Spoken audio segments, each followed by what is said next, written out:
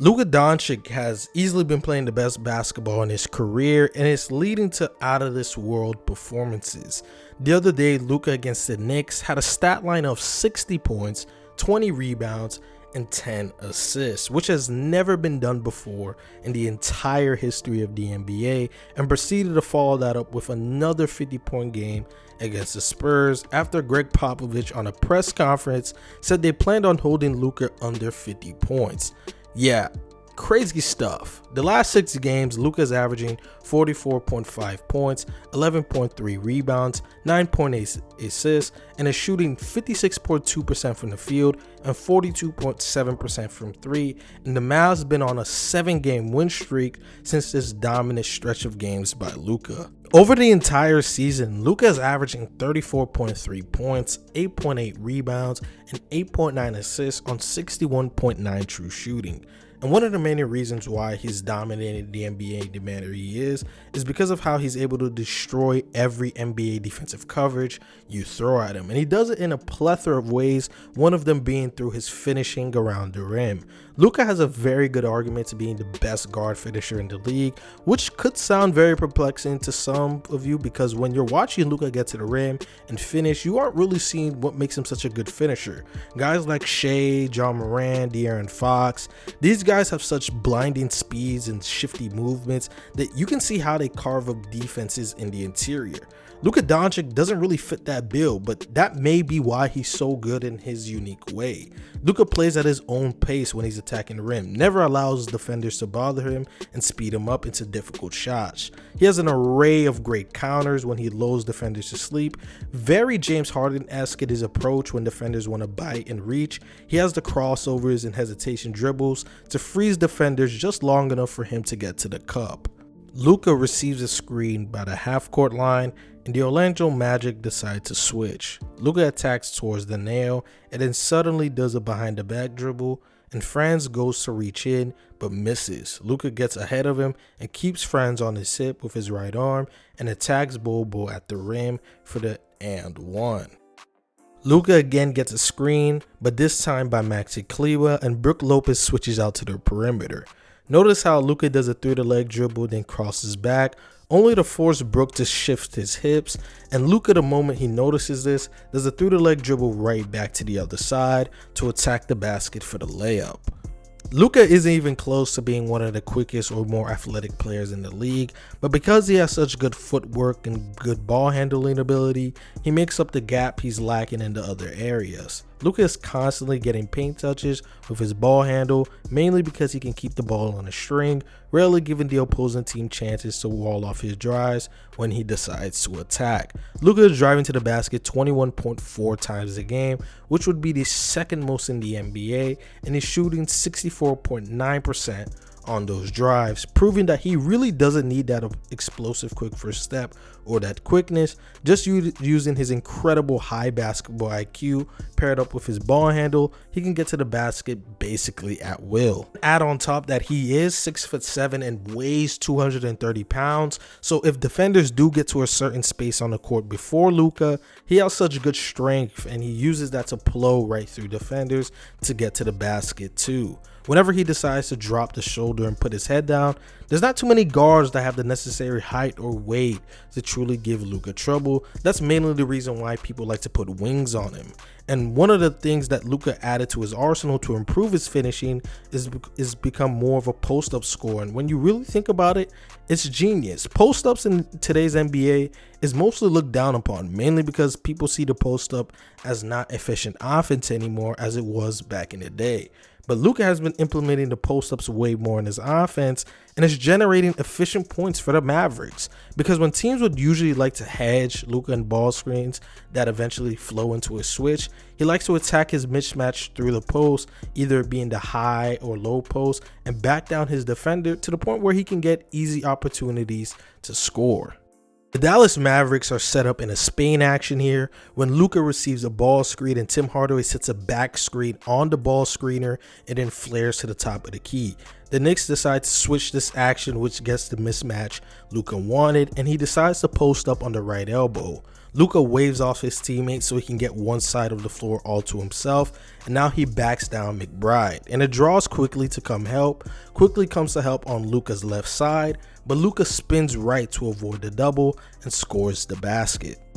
When you magnify the scope and look at the most efficient post-up scorers in the league, players who attempt 4 post-ups a game, Luka's averaging the 4th most points per post-up in the league, on par with guys like Jokic, Embiid, and Anthony Davis. And you have to remember that Luka isn't a center, so the fact that he's averaging the same number of points basically in the post as these guys, that's a remarkable feat. Now, even with Luka being such an impactful scorer for his team, honestly, you can make a great argument that he's been the best scorer in the NBA, yet that still isn't his best asset that he'll bring. It's his playmaking. Luka is only in his 5th season right now, and you could easily say he's the best playmaker in the league, and he's already one of the greatest passers and playmakers we will ever see in NBA history. Luka Doncic, the ways he can manipulate the defense with his passing is nothing short of amazing, pretty much having the best court mapping in the league. I genuinely can't think of a single pass Luka can't do. He can make any type of hockey passes, pocket passes, skip passes, lob passes, jump passes, and even more. But one of the many things I love to see that Luka does with the crazy passes he does is his eye manipulation he does with his passing to create open shot opportunities.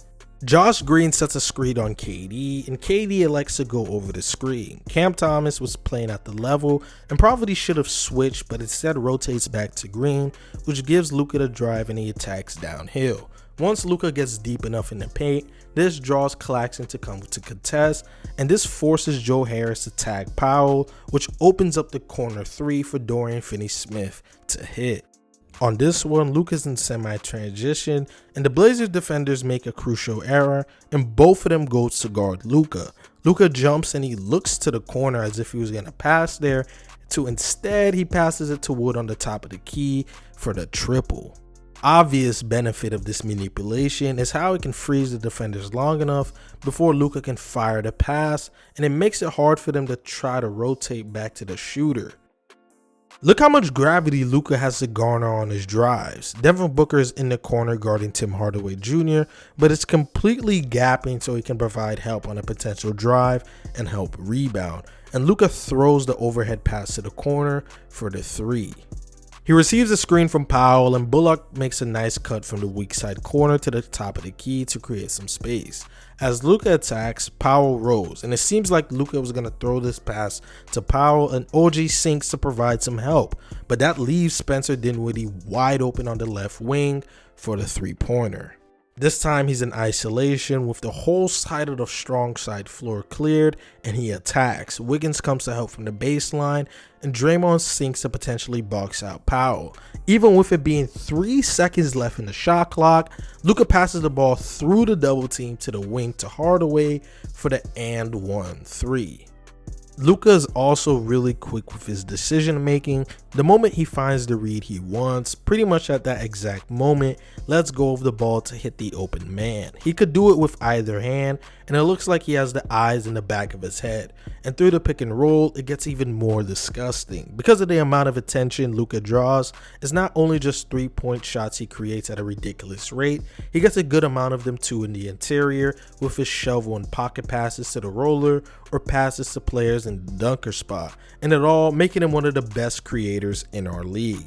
And if you guys wanted a better example of how I look and evaluate a player's creation skills, this graphic basically explains a good chunk of it.